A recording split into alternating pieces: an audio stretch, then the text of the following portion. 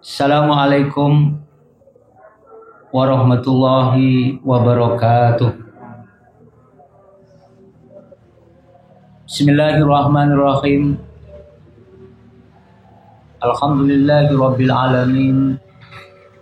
Wassalatu wassalamu ala asyrafil anbiya wal mursalin Sayyidina Muhammadin wa ala alihi washabihi ajma'in. Subhanaka la ilma lana illa ma 'allamtana innaka antal alimul hakim. Rabbi shrah li sadri wa yassir li amri wahlul 'uqdatam min lisani yafqahu qawli. Rabbi yassir wa la tu'assir, Rabbi tamim bil khair, amma ba'du. Para pemirsa kaum muslimin yang dirahmati oleh Allah, kita bersyukur kehadirat Allah Subhanahu wa Ta'ala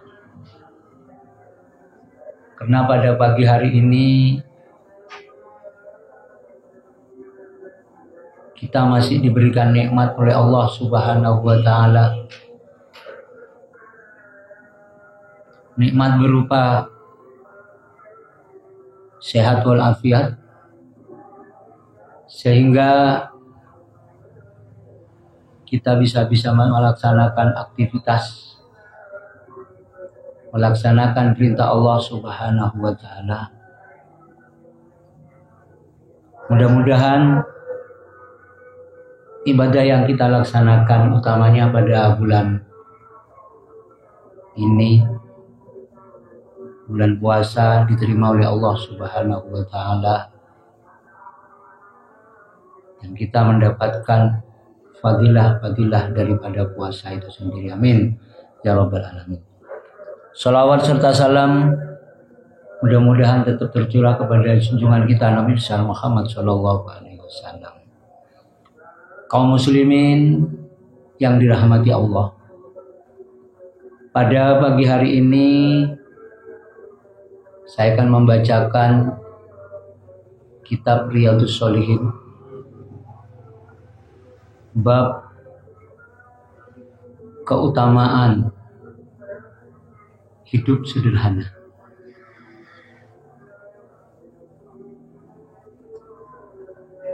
Tentunya kita hidup tidak lepas daripada rujukan-rujukan sebagai standar kita untuk melangkah bagaimana cara hidup yang benar menurut tuntunan agama. Tentunya kita kembali kepada Kitabullah Al-Quran, dan juga kita kembali kepada Sunnatullah berupa hadis daripada junjungan kita Nabi Muhammad sallallahu alaihi wasallam. Allah Subhanahu wa Ta'ala bersabda, A'udzubillahi minasyaitonir rajim.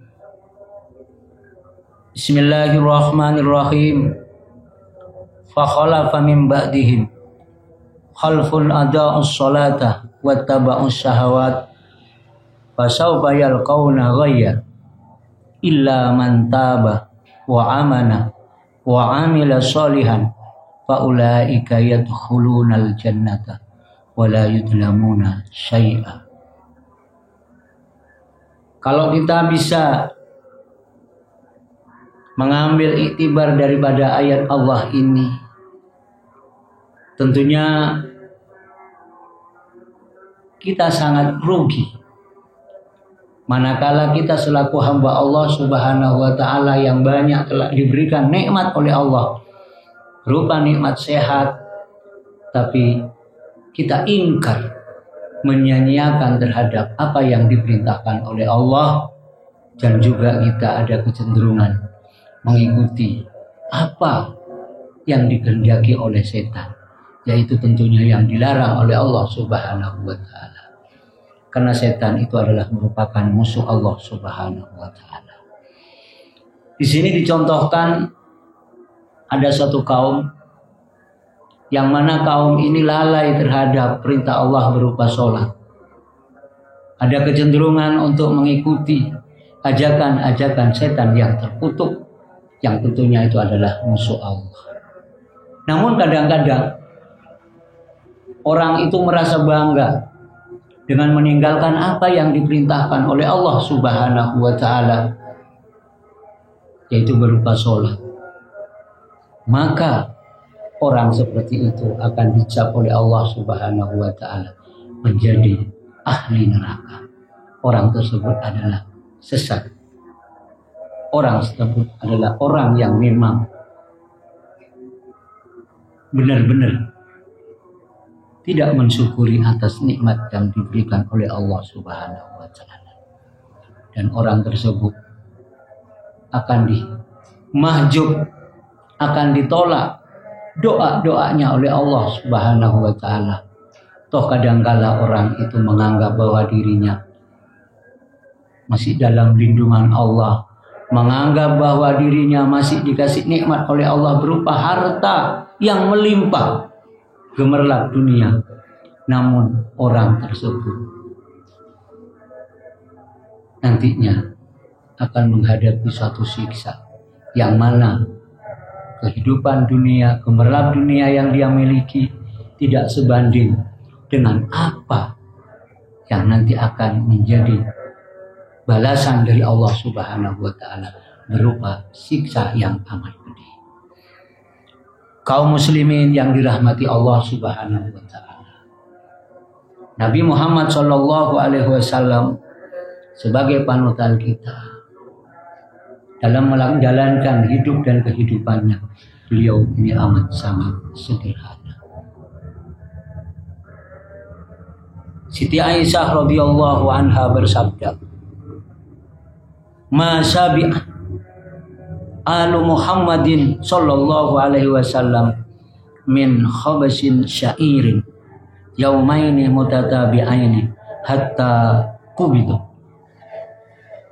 Dari Siti Aisyah, istri beliau junjungan kita Nabi besar Muhammad sallallahu alaihi wasallam, beliau bersabda bahwa Nabi dan keluarga Nabi tidak pernah yaitu makan roti 2 hari berturut-turut.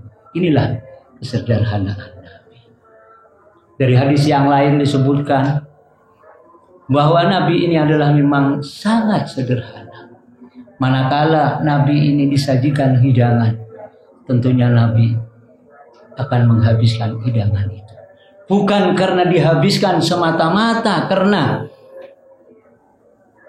ketomaan daripada Nabi Muhammad SAW, karena yang dihidangkan kepada Nabi itu pas. Dan itulah yang memang disediakan oleh Nabi besar Muhammad SAW. Pernah satu saat Nabi besar Muhammad SAW diberikan hidangan oleh satu kaum, dan kaum itu sendiri mengundang Nabi karena melihat Nabi besar Muhammad SAW di perutnya dikasih batu kemudian diikat. Kemudian sahabat itu tanya kepada sahabat yang lain, kenapa perut Nabi kok diikat? Katanya sahabat itu yang tahu bahwa Nabi dalam keadaan lapar. Kemudian sahabat itu pulang tanya ke istrinya, wahai istriku, apakah ada makanan? Ada. Untuk apa, Mas? Adalah untuk junjungan kita Nabi besar Muhammad SAW. Ada. Kemudian sang istri menyediakan makanan dengan ala kadarnya, hanya untuk Nabi besar Muhammad SAW. Setelah itu sang suami kemudian menghampiri Nabi,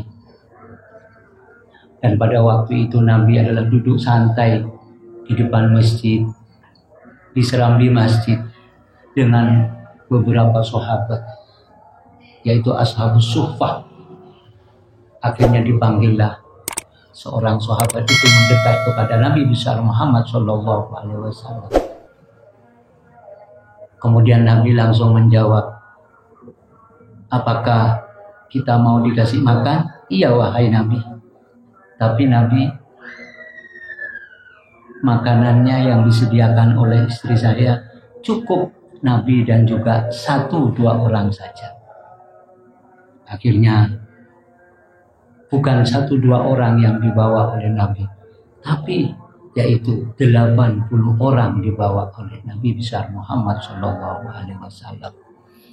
Namun dengan kesederhanaan Nabi, dengan berkah-berkah, dengan barokah daripada tangan Nabi besar Muhammad SAW, makanan yang disediakan oleh sahabat yang semestinya cukup untuk 2 orang, tapi adalah cukup sampai 80 orang.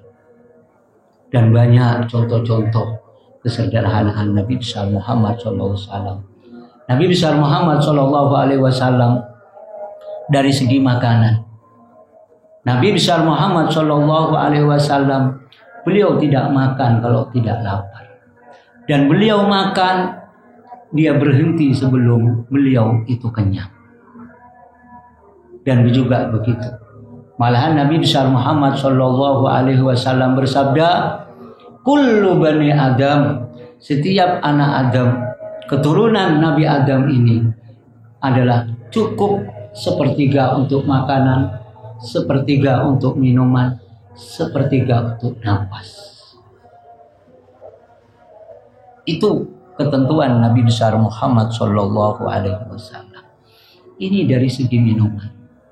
Kemudian sesuai dengan apa yang tadi disabdakan oleh Siti Aisyah, bahwa Nabi tidak pernah makan 2 hari berturut-turut, makan roti tentunya. Itu Nabi besar Muhammad SAW. Kemudian juga di hadis lain disebutkan bahwa Nabi besar Muhammad SAW tidak pernah makan makanan dari barang-barang makanan yang lezat, tapi beliau itu adalah makan dengan makanan yang sangat sederhana. Ini dari segi makanan. Kemudian dari segi pakaian,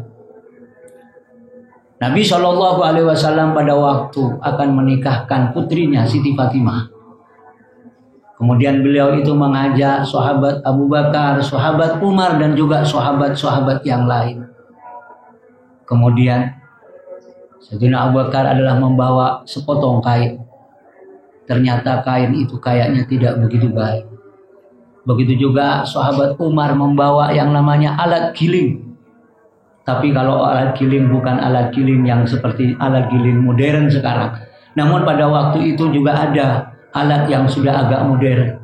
Tapi yang dibawa oleh Nabi besar Muhammad SAW alat giling yang sangat sederhana.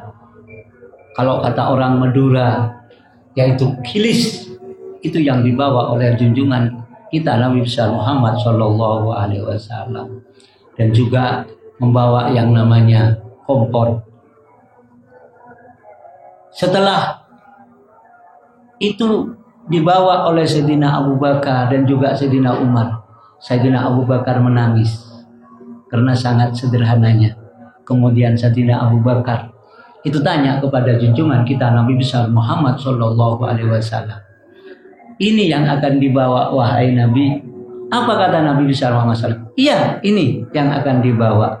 Apakah tidak kurang baik? Enggak, ini sudah baik, katanya junjungan kita Nabi besar Muhammad SAW. Setelah Siti Fatimah keluar dari dalamnya, yang dipakai adalah pakaian kebesaran seorang pengantin pada waktu itu. Ternyata baju pengantin yang dipakai oleh Siti Fatimah, yaitu tambelannya, yaitu ada 12 tembelan. Nangis lagi Sayyidina Abu Bakar pada waktu itu. Ini kesederhanaan Nabi besar Muhammad SAW dari segi pakaian. Dari segi rumah, Nabi besar Muhammad SAW, kalau kita lihat cerita-cerita kisah-kisah yang ada, rumah dalam Nabi Muhammad SAW adalah sangat sederhana. Padahal beliau adalah seorang pemimpin, beliau adalah seorang nabi, beliau adalah seorang presiden. Namun keadaan rumah beliau sangat sederhana. Sehingga kalau beliau tidur, tidak tidur di tempat tidur yang sangat empuk, spring bed dan lain sebagainya. Apa yang beliau tidur? Yaitu tidur di alas yang terbuat dari pelapah korma. Sehingga kalau beliau bangun tidur, membekas baik di pembekas baik di badannya beliau, juga di pipi dan lain sebagainya, itu membekas. Sehingga pada waktu itu Sayyidina Umar usul kepada junjungan kita Nabi besar Muhammad Shallallahu Alaihi Wasallam, wahai Nabi, sangat tidak pantas engkau tidur di tempat ini. Bagaimana kalau saya sediakan tempat yang lebih bagus? Apa katanya Nabi? Wahai Sayyidina Umar, ini sudah cukup, ini sudah bagus. Ini kesederhanaan beliau Rasulullah Shallallahu Alaihi Wasallam. Maka dengan kesederhanaan Nabi diikuti oleh para sahabat-sahabat yang lain. Satu contoh, sahabat Umar. Pada waktu Sayyidina Umar menjadi khalifah, pada waktu itu beliau jadi seorang presiden. Pada waktu itu apa yang terjadi? Putra beliau Ibnu Umar, biasanya memang ada di situ ada anak seorang presiden juga sekolah dengan anak-anak yang lain. Namun setelah dilihat bahwa teman-temannya itu tahu bahwa ini adalah termasuk anak dari seorang presiden, anak seorang khalifah, Sayyidina Umar radhiyallahu anhu. Akhirnya karena melihat putra beliau, bajunya ada tembelan, 8 tembelan bajunya. Sehingga anak itu, ya namanya anak-anak pasti, yaitu satu dengan yang lain saling mengkoreksi. Ternyata setelah lihat, anaknya seorang presiden, seorang khalifah, Sayyidina Umar, bajunya kok seperti itu. Akhirnya karena tidak kuat, dicaci oleh teman-temannya, akhirnya nangis. Setelah beliau itu nangis, kemudian pulang, ditanyakan oleh Sayyidina Umar, adalah bapaknya, kenapa kamu kok nangis? Iya abah, karena saya dicaci maki oleh teman saya. Masa anaknya seorang presiden bajunya seperti ini? Akhirnya Sayyidina Umar juga mengikuti apa yang menjadi keinginan daripada anak itu. Karena anak itu minta dibelikan baju baru. Akhirnya Sayyidina Umar kirim surat kepada ketua Baitul Mal, yaitu kepada bendahara negara pada waktu itu. Akhirnya setelah kirim surat untuk pinjam uang karena untuk membeli baju, apa katanya seorang bendahara? Kapan mau nyaur? Sayyidina Umar menjawab, saya nanti akan nyaur utang ini manakala nanti saya sudah dibayar, sudah nerima bayaran pada tanggal 1 kalau sekarang ini. Apa katanya bendahara negara? Bendahara negara itu ngomong, mohon maaf Sayyidina Umar, saya khawatir apakah ada jaminan umur panjenengan nyampe nanti tanggal yang dijanjikan. Akhirnya tidak jadi Sayyidina Umar untuk pinjam uang pada waktu itu. Inilah kisah-kisah kesederhanaan Nabi besar Muhammad SAW yang juga diikuti oleh yaitu para sahabat Nabi besar Muhammad SAW. Maka dari itu, mari kita selaku umat junjungan kita Nabi besar Muhammad SAW, kita memulai ibda binafsik. Ayo, pompong kita masih belum nyampe kepada batas janjinya Allah yang berupa kematian. Ayo kita mulai sekarang. Kita berlomba-lomba fastabiqul khairat, meniru jejak junjungan kita Nabi besar Muhammad SAW, utamanya tentang masalah kesederhanaan Nabi besar Muhammad SAW. Kita berdoa kepada Allah Subhanahu wa taala, mudah-mudahan kita diberikan kemampuan oleh Allah Subhanahu wa taala untuk meniru, mentauladani apa yang dikerjakan oleh junjungan kita Nabi besar Muhammad SAW. Sekian, terima kasih. Wallahul muwaffiq ila aqwamit thoriq. Assalamualaikum warahmatullahi wabarakatuh.